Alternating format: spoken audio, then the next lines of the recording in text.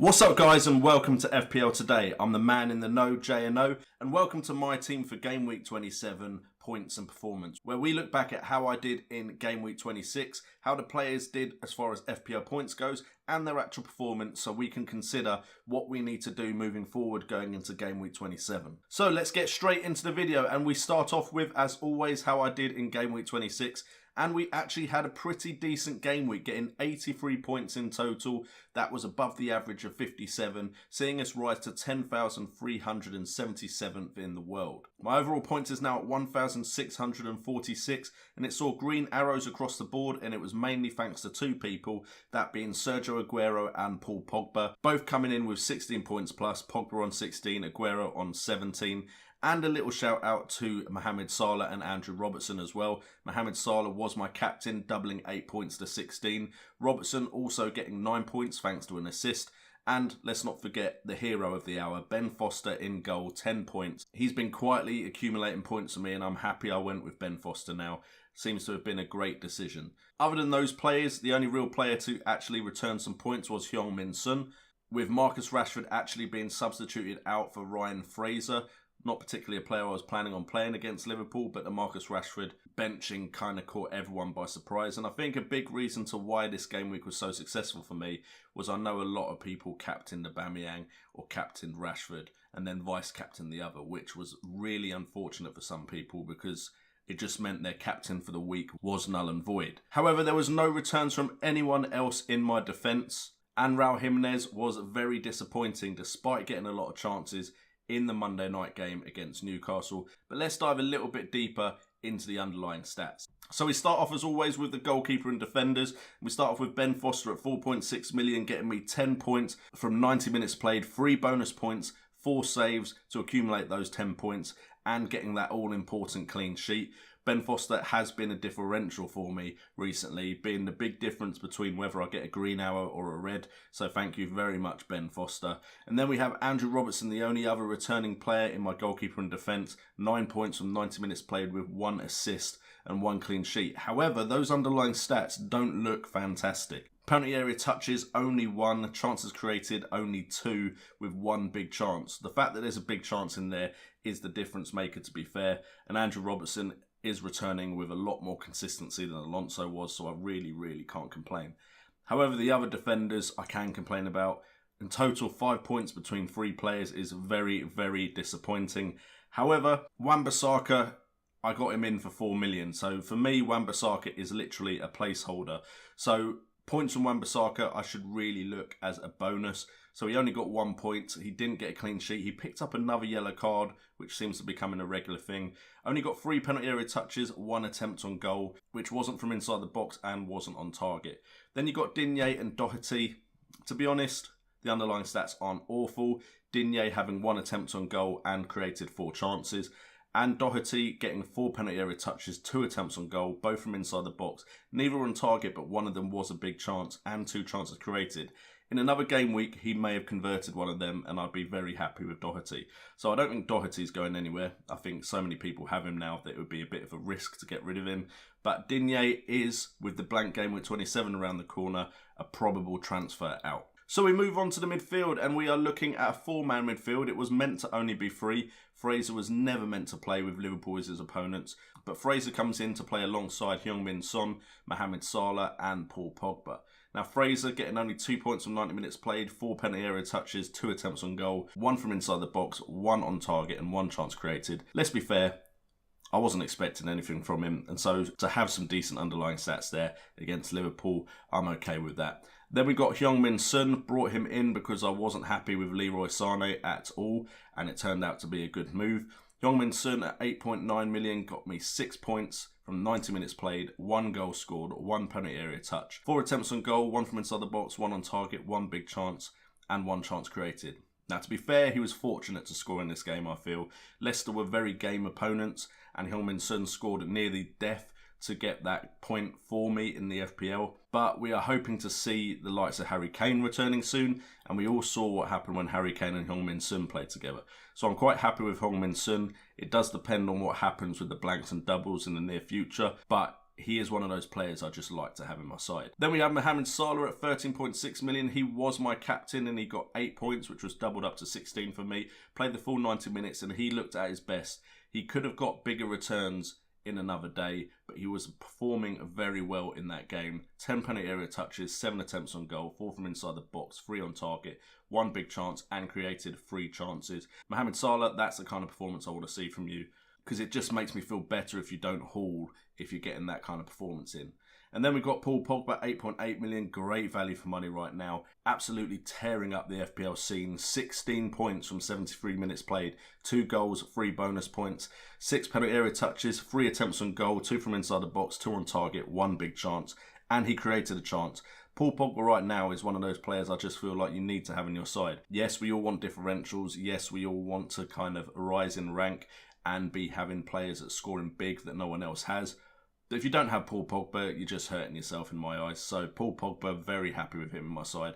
And Man United are just on a crazy run right now. We'll see if they can extend that against Liverpool. If they do, then potentially Pogba's just in the side for the rest of the season. And then we move on to forwards and we have Raul Jimenez and Sergio Aguero because Marcus Rashford, of course, didn't play.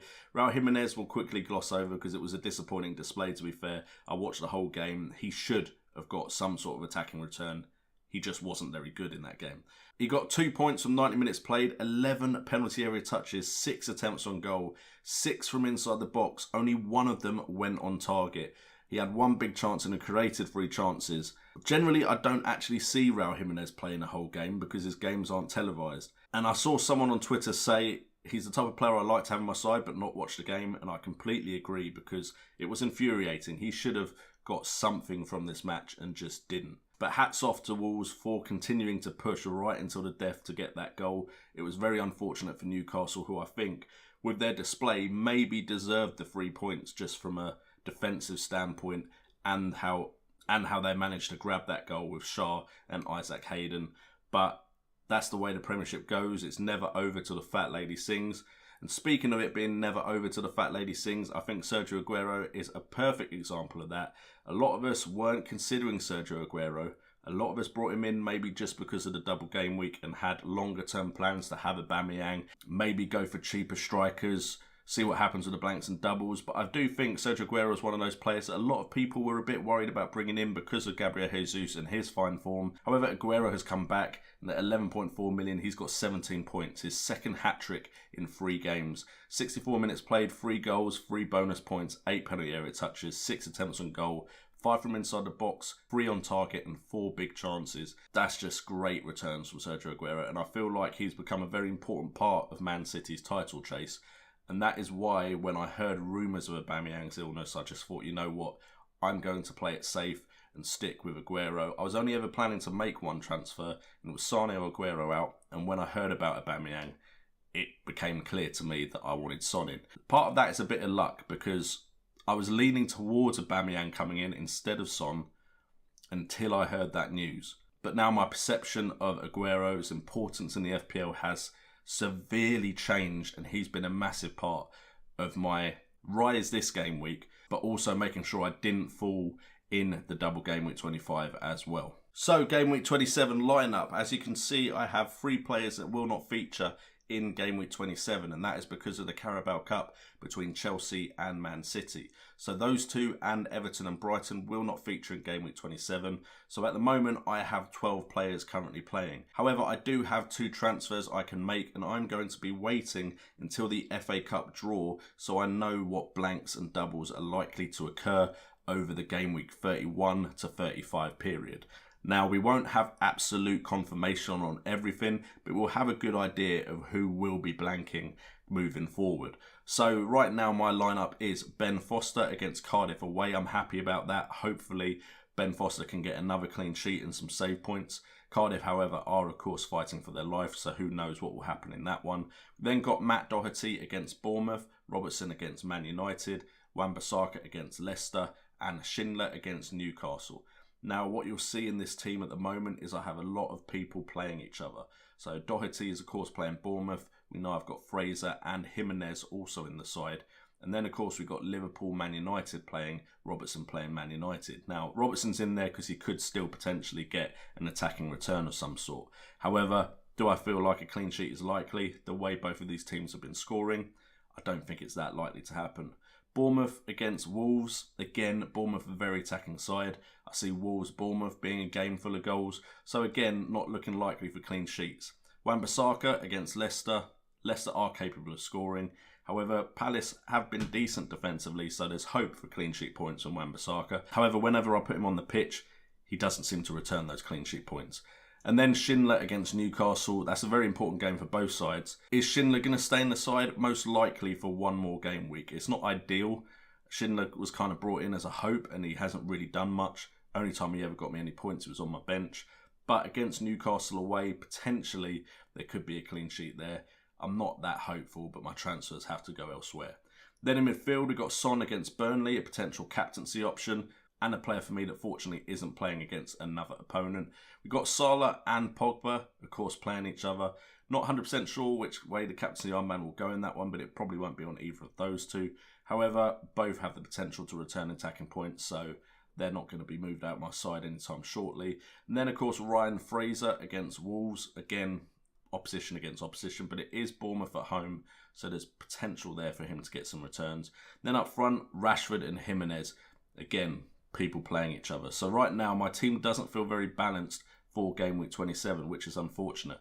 However, the transfers out most likely of Aguero and Digne could see players come in to cover other fixtures like Aubameyang or Lacazette. We'll have to wait and see on any news on Aubameyang, but if it was just an illness, you'd expect him to be back in 2 weeks. And then Digne is likely to go to Ricardo Pereira, which would of course see Crystal Palace versus Leicester, which wouldn't really do much for the balance on my side. So we will wait and see how things progress during the time we have off of FPL before I make those decisions, but that is most likely what I'm going to do. I potentially see a red arrow in game week 27, just the way my team is currently set up.